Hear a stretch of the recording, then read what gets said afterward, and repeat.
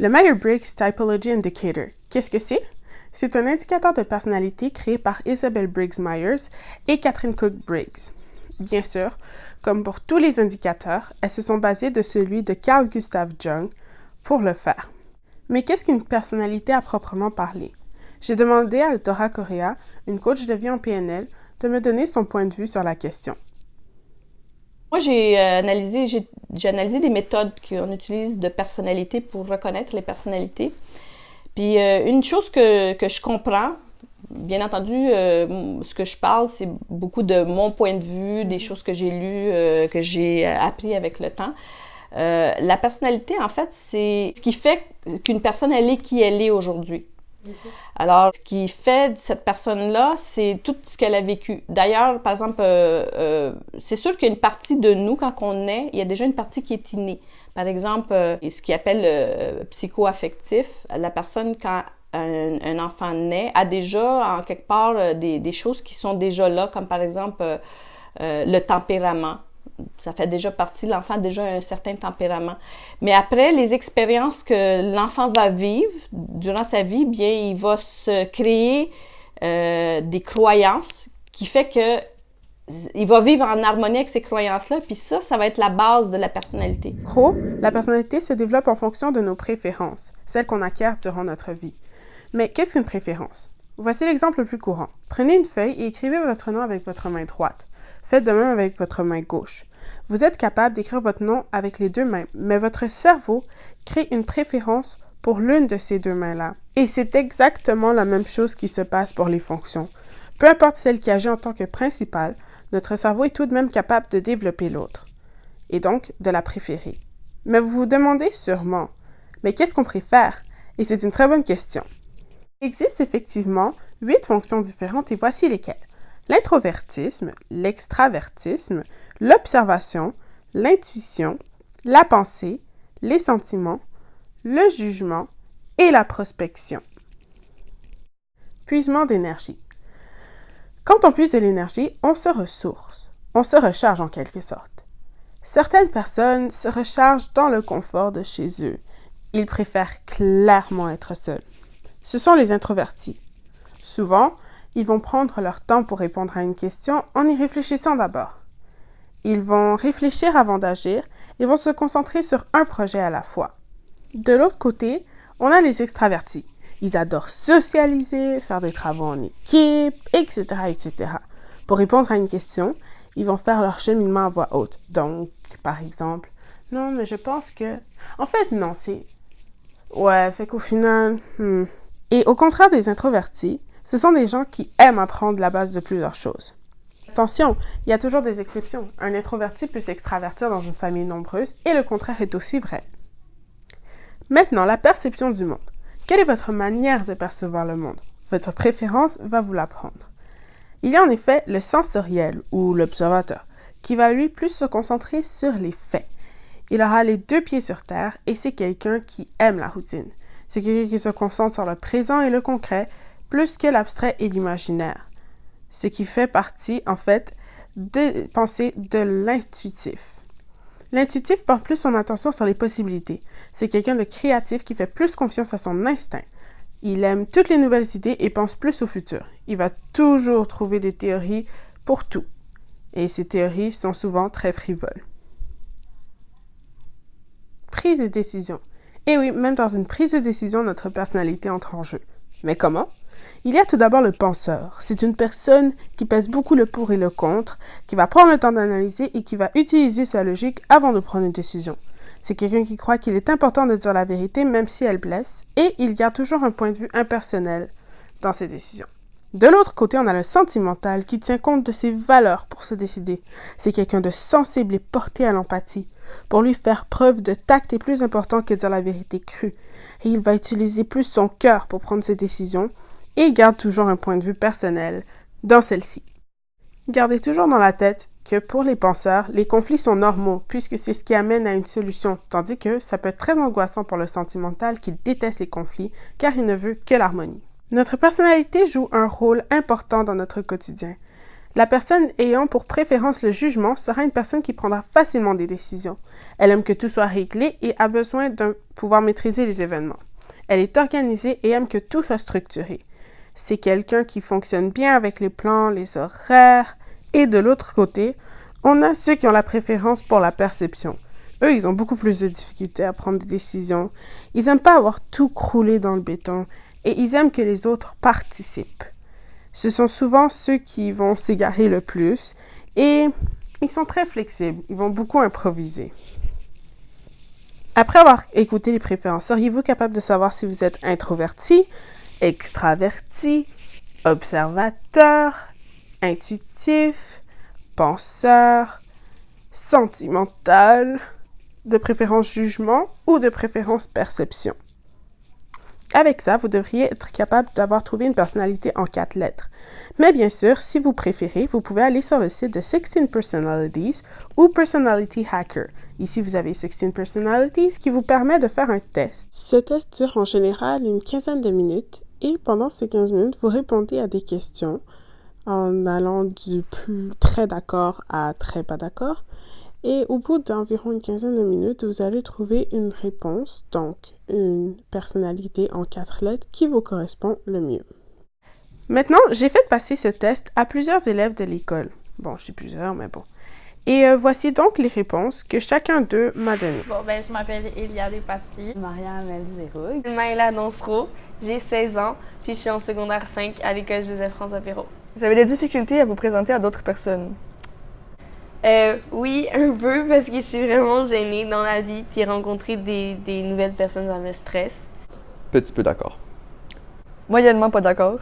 Si vous aviez une entreprise, vous trouveriez difficile de licencier des employés loyaux, mais qui n'atteignent pas leur objectif. Ouais, j'avoue que c'est un peu chiant, mais... Ok, je vais te donner une mise en situation.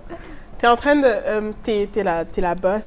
Il y a un homme, une madame, que, pour de vrai, elle est là depuis le jour 1. Comme, tu sais, genre, elle travaille, mais comme, elle travaille vraiment mal. Comme, sérieusement, ces temps-ci, son travail, c'est vraiment nul. Mais c'est une mère monoparentale, puis elle a 3 enfants. Par contre, genre, son travail, ça vous fait juste perdre de l'argent parce qu'à chaque fois qu'elle fait des erreurs, il faut repayer pour recommencer. Vous êtes en pleine époque de crise, comme la crise de l'emploi, comme c'est dur de trouver du travail. Est-ce que tu la renvoies ou tu la gardes? Moi, je trouverais ça dur, là. Parce que je sais pas, c'est pas tout le monde qui a même, genre, facilité à, je sais pas, bien travailler, là. En plus, ils sont loyaux, genre, je vais plus être fixé sur, genre, leur attitude que leurs résultats. Moi, je trouve que ce serait très difficile parce que les gens, ils travaillent très fort, mais genre... Puis je m'entends bien avec ces personnes-là. Fait que je vais mettre d'accord. Vous prenez souvent l'initiative dans les situations sociales. Moyennement d'accord. Ça dépend parce que des fois, quand je suis avec les personnes qui sont plus gênées, oui, je vais prendre plus de place. Mais si c'est des personnes qui ont des personnalités quand même imposantes, je vais peut-être avoir un petit peu plus de difficultés. Fait que je vais mettre moyen d'accord. Non, pas d'accord. J'ai jamais l'initiative, là, c'est fou. Ouais, ça dépend si je suis vraiment fatiguée. Quand je suis fatiguée, j'ai le high, fait qu'il faut pas m'écouter. Non, c'est pas trop vrai parce que j'ai de la misère à, comme j'ai dit, à parler devant les gens puis à prendre le lead, là, souvent. Je le fais quand c'est nécessaire, mais sinon, je suis pas capable. Pas d'accord.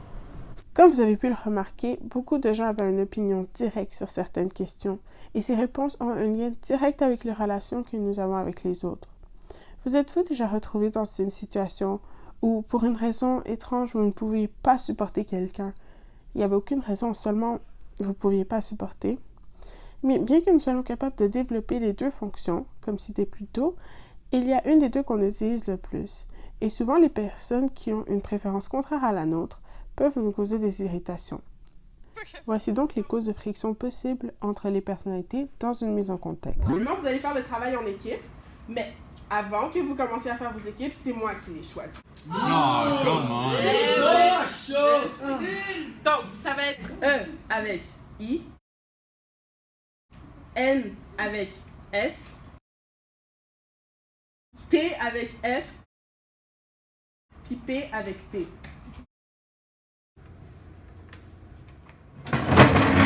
Salut.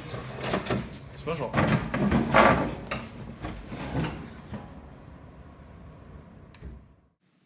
Bon, il veut toujours pas parler. Pourquoi est-ce qu'il est aussi cachetier? Il coopère jamais, puis ça lui prend l'éternité pour répondre à une de mes questions. C'est quoi, il y a un retard? Oh, il est bien envahissant, lui. Il est hyperactif? Il parle tout le temps. Hey, c'est deux brins d'herbe qui se parlent. Il y en a un qui dit à l'autre « J'ai envie de péter ». L'autre il répond « Ben, gazon ». Ok, il se trouve drôle, là. Ok, yo, j'arrive même pas à réfléchir avec ça. Et voilà, toujours aussi froid. Alors, vous êtes-vous reconnu dans un des deux personnages? Peut-être un peu de chaque. Qu'est-ce que vous pourriez faire pour rendre le travail moins irritant? Bien, si vous êtes introverti, comme vous avez pu le remarquer, l'extraverti a tendance à vous trouver un peu cachetier. Alors peut-être que vous pourriez tenter de vous ouvrir un peu. Attention, on ne vous demande pas de changer votre nature, de devenir quelqu'un qui parle beaucoup. Non. Mais seulement, peut-être pourriez-vous défaire certaines barrières. Et maintenant, les extravertis. Vous pensez souvent tout haut et ça peut être dérangeant pour l'introverti qui, lui, pense dans sa tête. Donc, est-ce que ce serait possible peut-être de diminuer la quantité de paroles? Et voici donc la deuxième mise en situation. Yes, comment ça a été ta fin de semaine? Ah, super! Comme chaque samedi, avec ma mère, on a regardé un film. On a mangé des biscuits au pipi de chocolat. Ensuite, à 13h, je suis allé faire mes devoirs. Par la fenêtre, devine quoi? J'ai vu une Lamborghini noire flambant neuve. Ensuite, dans la soirée avec mon frère, on a joué aux jeux vidéo pendant 30 minutes avant d'aller souper. Puis après, j'ai écouté un film avant d'aller me coucher. Ah, puis toi, ta fin de semaine, Anne? Ben, moi aussi, j'ai eu une belle fin de semaine. J'ai été au glissade d'eau, puis il y avait une petite fille, là, elle avait un manteau de chien, là, c'était trop cute, là. Puis, ça me fait penser aussi, ma... Pourquoi elle passe toujours du coq à l'âne? Elle peut pas rester concentrée. Mon pépé, je veux trop le faire sur comment faire un téléphone de A à Z en 15 minutes. Et c'est quoi ces idées irréalistes? Si tu veux, on organise un party samedi, ça tombe de bien. Ah non, merci, j'étais mes plans. C'est tellement ennuyeux. Il fait jamais rien de nouveau, il a pas d'imagination, puis il me fait jamais confiance quand je prends des décisions. Voici donc ce que l'observateur reproche souvent à l'intuitif. C'est une personne irréaliste qui a toujours une théorie pour tout ce qui est énervant. Pour l'observateur qui est organisé même dans ses paroles, l'intuitif est exaspérant puisqu'il passe du coq à l'âne en une fraction de seconde. Cher intuitif, quand tu travailles avec un S, essaie d'avoir un peu plus d'ordre dans tes idées pour moins épuiser ton camarade. Et avant d'avancer quelque chose, essaie de te baser sur des faits. Parce que ton contraire a besoin de preuves pour être convaincu. Oh, il y a un détail. N'oubliez pas que même si ça peut être difficile, lorsque vous commencez un projet, du moins avec un observateur, essayez de le terminer. Et les S. Vous aussi, vous avez des traits qui peuvent frustrer. En général, l'estime qu'un intuitif porte à votre égard peut largement baisser lorsqu'il voit le peu d'imagination que vous avez. Ils vont vous trouver ennuyant vu votre amour de la routine. Un petit conseil? N'ayez pas peur de changer un peu votre horaire et essayez d'être un peu plus malléable. Puis faites plus confiance aux intuitifs quand ils prennent des décisions. Samuel n'est pas là, encore. Et ouais, je suppose qu'il aurait 0. Quoi? Pourquoi? S'il a rien fait du travail, je verrais pas pourquoi il y aurait une bonne note. Il doit avoir une bonne raison de pas être là. Bonne raison ou pas, il a rien fait du travail, je le laisserai pas avoir une bonne note. Mais thé est trop froid. C'est cruel de laisser Samuel partir pour 1 ou 2 ou 3 absences. Mais F est irrationnel. Samuel a rien fait du travail et celle, mais bien sûr, il ne mérite pas un 0. Quel hystérique! Bon, alors pour les sentimentaux, les penseurs ont souvent l'air froids parce qu'ils gèrent tout avec détachement et ne ressentent pas le besoin de socialiser. À tous les penseurs de ce monde, ce qui vous est souvent reproché, c'est votre détachement. En contrepartie, vous pourriez essayer de vous montrer un petit peu plus compréhensif. Et faites attention à ce que vous dites. N'oubliez pas que le sentimental peut mal prendre vos paroles honnêtes. Maintenant, les sentimentaux. Comme vous avez pu le voir dans la vidéo, les penseurs sont irrités par l'inefficacité de vos décisions. Alors peut-être pourriez-vous essayer d'avoir un peu plus de détachement quand vous prenez ces décisions. Salut! La prof nous a mis ensemble. Ok, on va y aller vite, ok? J'ai déjà tout planifié. Comme ça, la remise, on a tout fait. Urk. Un horaire. Mais quelle privation de liberté. Ok. Ben sinon, on pourrait juste faire comme, mettons, quand je suis disponible, quand t'es disponible, ben... Je pense que t'as mal compris, on suit mon plan. Insupportable. Je prends la peine de faire un horaire et il ne veut pas. Ah. Ok. Ben... Est-ce que quelqu'un pourrait lire mon texte parce que je sais pas trop s'il est bon puis comme moi. Ah. C'est vraiment super original. Il est vraiment nul. Je veux dire, je suis ton ami, mais il est vraiment nul. Mais elle a aucune compassion. Pourquoi tant de méchanceté? Pourquoi il ment? Mais je vais essayer d'améliorer ça. Puis, ouais. Finalement, les JP. Simplement avec ces fonctions, on peut bâtir, selon moi, deux personnalités distinctes. Donc, les jugements ne supportent pas le fait que les perceptions ou prospections n'aiment pas les horaires, alors qu'eux ne vivent qu'avec ça. Ils n'aiment pas que les P improvisent un emploi du temps et qu'ils soient aussi spontanés. Donc, les P, peut-être pourriez-vous essayer de vous soumettre ne serait-ce qu'un peu à une planification non improvisée pour au moins rassurer votre compagnon qui n'aime pas l'improvisation. Mais maintenant, les J, savez-vous que les P pensent que vous restreignez en craignant des horaires? C'est pas le cas? Eh bien, montrez-le leur en détaillant moins vos horaires. De cette façon, les P se sentiront moins engagés et éprouveront plus de plaisir à accomplir les tâches demandées. Et voilà, en quelques minutes, nous avons expliqué chacune des fonctions, les causes possibles de discorde entre chacun et les solutions. Mais vous pourriez vous demander, c'est bien beau de savoir ma personnalité et comment interagir, mais comment faire pour savoir la personnalité de l'autre? Faut lui faire passer le test? Et quelle excellente question! Ma réponse est simple. Lisez sur le sujet. Plus vous lirez, plus vous comprendrez chaque fonction et plus vous apprendrez à les reconnaître facilement. Et ma réponse numéro 2, pour ceux qui sont un peu plus paresseux, voici donc les étapes pour reconnaître une personnalité. Premièrement, apprenez tout simplement à connaître la personne. Établissez si c'est plus un extraverti ou un introverti. Donc, est-ce qu'il a l'habitude de faire ses affaires seul ou en équipe? Est-ce qu'il va être du genre solitaire ou est-ce qu'il va être à l'aise en groupe? Bon, de quelle manière perçoit-il le monde? Est-ce que c'est basé sur les faits ou sur son gut? Est-ce que c'est de manière concrète ou avec les possibilités? Est-ce qu'il va avoir les deux pieds sur terre ou la tête dans les nuages? Comment prend-il des décisions? Est-ce que c'est en pesant le pour et le contre ou en laissant son cœur le guider? Est-ce que c'est en gardant un point de vue impersonnel ou personnel? Est-ce qu'il va donner son opinion avec tout son Finalement, son style de vie. Est-ce qu'il prend facilement ou difficilement des décisions? Est-ce qu'il est organisé ou frivole? Est-ce que c'est quelqu'un de structuré ou d'improvisateur? J'ai personnellement fait ce test sur ma maman et j'ai réalisé qu'elle est ISTJ. Et comme je suis ENFP, j'ai compris la raison de 90% de nos chicanes. On est tellement différentes, elle et moi. Mais maintenant que je sais c'est quoi sa personnalité, ça va m'aider. Comment? Ben, je pense que si tu connais ça, genre tu te connais un peu mieux, puis tu sais peut-être un peu comment, genre tu vas t'entendre avec quelqu'un ou pas. Je sais pas, savoir comment interagir avec telle personne en fonction de ce qu'elle ressent dans certaines situations. Oui. Ça peut être utile. Pas juste ta famille, mais aussi genre les gens à l'école.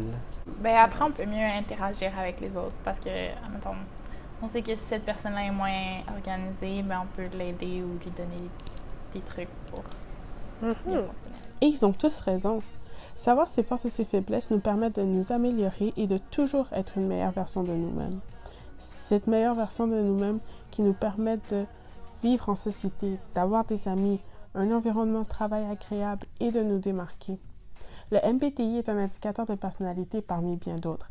Mais ce qui importe au final, ce n'est pas notre personnalité. C'est ce qu'on va décider de faire de cette information.